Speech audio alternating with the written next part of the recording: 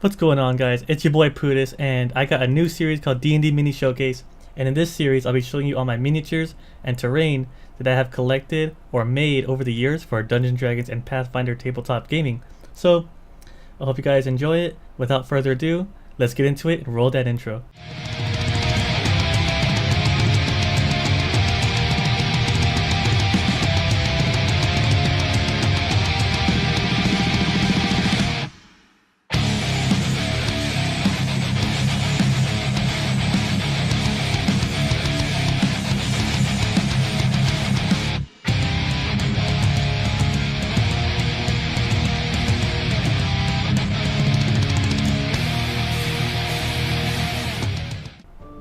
So kicking things off first is my favorite figurine, the Pudis Wizard figurine, and it's a classic wizard doing a super cool spellcasting pose with scale mail armor. And I got this from Mage Knight collection, and you can see a dragon right there on the shoulder, and he looks really cool. I have it on my banner for YouTube, and a lot of these figurines I got from Mage Knight and other ones from other ones. But I do my own custom grass, my own custom dirt on the bottom, the flocking, and I use metal bases because they have a lot of weight to it, and they look a lot better. I glue them myself, and it holds the figurine way better than others, than plastic ones. And this is a elven archer I painted myself from a Reaper Bones. Instead of making him blonde, I wanted to make him white haired, so he's actually different. You know, classic elves are blonde. And I love how this one turned out because it takes me forever to paint. I'm not a good painter, but this one looks great. And with the dirt and the grass, posing on a hill, shooting somebody, metal base for weight so he doesn't get knocked over. And this one, I got this one from Mage Knight also, and this one was one of my early years of custom figurines. In this one I used like a wooden base on the bottom instead of a metal base, because at the time I was new. I wanted to make him slightly taller because he was kind of short from his pose, but I love this figurine. I might fix him up later. He has like a sword, but it broke, so I glued it back on. And the red paint right there he has, yeah, you see it, I tried to make it bloody, but I wasn't really good at painting at the time, so I splashed some red paint on him to make it look like blood for his action pose he's doing. But I love how he looks because he's full heavy plate armor, but I also did some dirt rocks right there for detail. But the wooden base, I don't like it because it's light and he's easily knocked over, so I want to do this one with a metal base.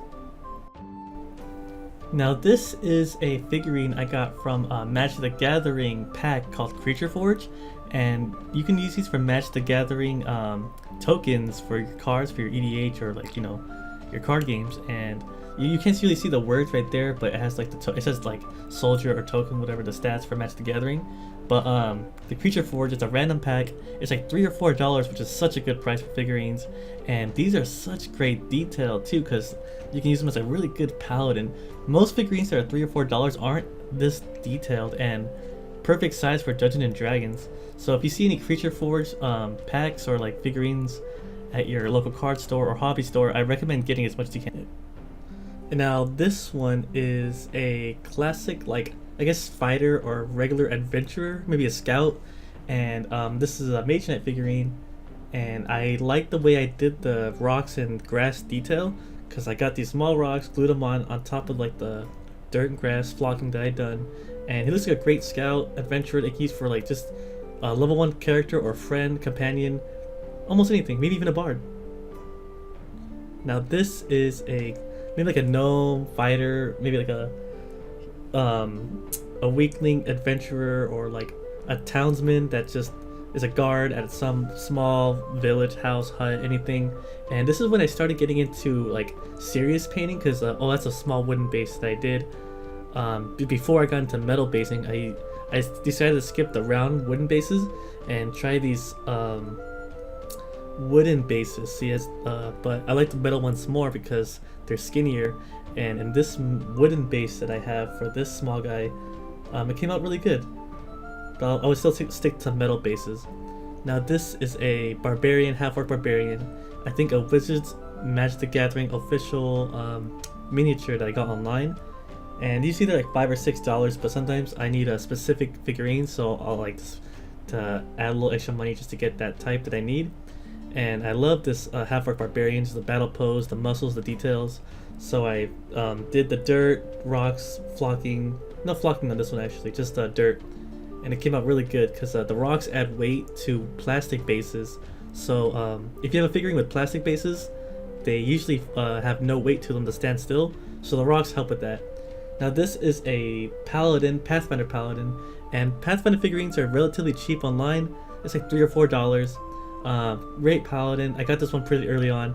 Right there was I didn't do any like dirt or grass. This is when I tried doing some stonework.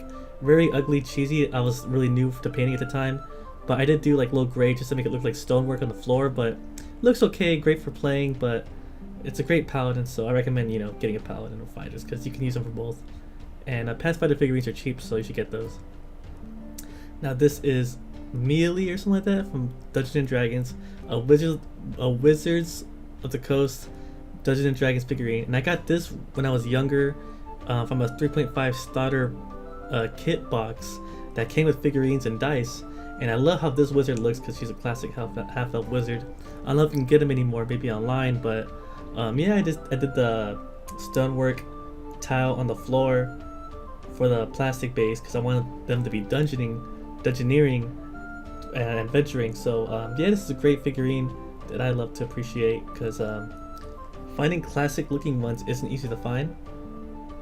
Now to the Dwarven Ranger, maybe like a bard, I guess, but more of like a ranger kind of. But yeah, I wanted to have one of every kind of type of race slash like class. So you need like dwarves, you need gnomes, you need elves, you need half orcs. I wanted like a little bit of everything for my campaign. So let's say someone wanted to be a ranger or a dwarf, like, oh, here you go. Like this could be like a fighter too, because fighters can have a little bit of everything. But yeah, this is a Pathfinder figurine. I love how the detail on this dwarf looks. This looks like a dwarf that you just gotta see, gotta have.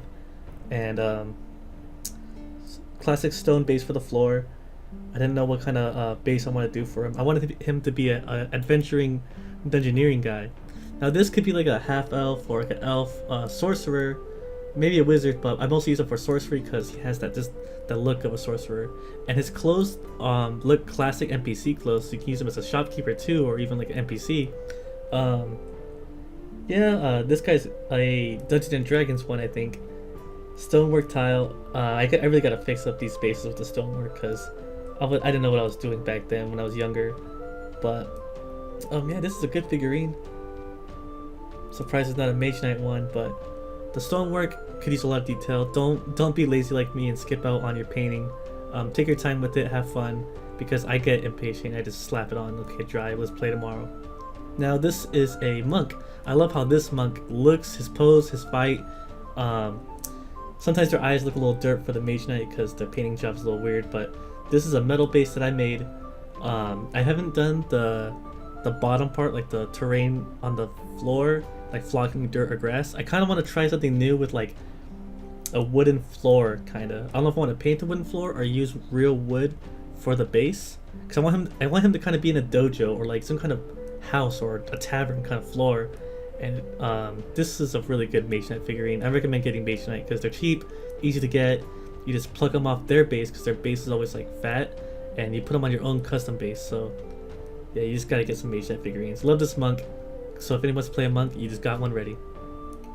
Now, oops, got a text. Now this is a halfling ranger, maybe a halfling scout. You can use a halfling fighter, and you gotta have a halfling, one of each race. You know what I'm saying, for your campaigns, because if you're starting off with a basic dungeoneering story with new players, they might want to be something that's out of the ordinary. You can't always just have a bunch of humans because you got to mix it up. So yeah, this is a small size figurine from that Dungeons and Dragons starter kit box that I got from a long time ago, and that's why I don't think you could get this anymore. Maybe online, but yeah, this is a good figurine. His pose is alright, his painting job's okay, but most Wizard of the Coast figurines are slightly more expensive. I think Pathfinder ones are medium price, Reaper Bones are the cheapest, so I hope you guys all enjoy the figurines I show you. If you want more, let me know, and tune in for episode 2. Peace out.